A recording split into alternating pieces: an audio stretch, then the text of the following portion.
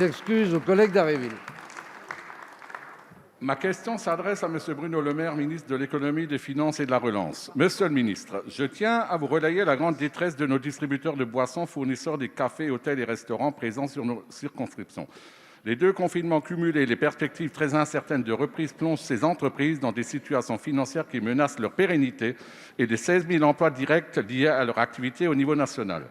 La mobilisation de l'ensemble des aides mises en place par le gouvernement, chômage partiel, prêts garantis par l'État, remboursables, faut-il le rappeler, exonération et charges, ne suffiront pas à sauver la profession.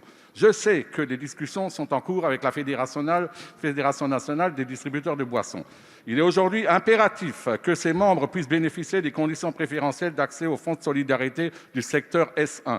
Néanmoins, des aides plafonnées pour les entreprises perdant l'essentiel de leur chiffre d'affaires et quelle que soit leur taille ne sont pas adaptées.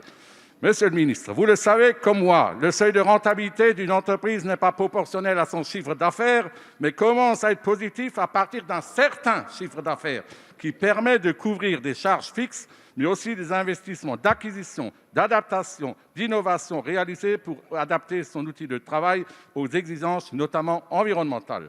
Par ailleurs, la gestion de leurs stocks soumis à la date de durabilité minimum, qui n'a rien à voir, faut-il le rappeler, avec la date limite de vente, va engendrer, si rien n'est entrepris au niveau national, une perte estimée à plus de 200 millions d'euros liée à une hypothétique date de reprise de l'activité des commerces.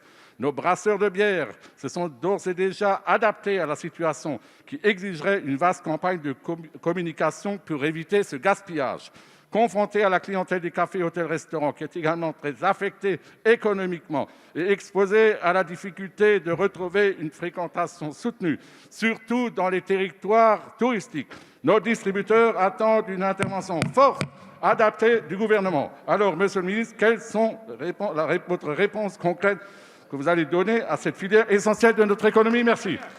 Merci, chers collègues. La parole est à monsieur Olivier Dussopt, ministre des Comptes publics. Merci, Monsieur le Président, Mesdames et Messieurs les députés, Monsieur le député Cattelin. Nous avons eu l'occasion tous les deux d'échanger au sujet des grossistes, puisqu'à l'occasion d'une visite dans votre circonscription avec Brigitte Klinkert, vous aviez appelé mon attention sur le sujet. Les grossistes en boissons ont par ailleurs saisi et échangé régulièrement avec le Premier ministre qui a pris un certain nombre de décisions qui ont donné lieu aux annonces faites jeudi dernier par Bruno Le Maire à l'occasion de la conférence de presse faisant le point sur la situation sanitaire. D'une part, les grossistes en boissons sont intégrés dans la liste S1 bis et auront accès au fonds de solidarité pouvant représenter jusqu'à 10 000 € par mois ou alternativement 20% du chiffre d'affaires du mois de référence, dès lors qu'ils pourront afficher, si je puis dire, en tout cas indiquer une perte de chiffre d'affaires de 70%, ce qui est un régime préférentiel par rapport aux autres types d'activités. Par ailleurs, nous avons aussi mis en place une disposition qui autorisera le gouvernement à financer 70% des coûts fixes des entreprises réalisant plus d'1 million d'euros de chiffre d'affaires. Cela répond très largement à l'attente et aux demandes des grossistes qui ont aussi indiqué leur satisfaction au Premier ministre.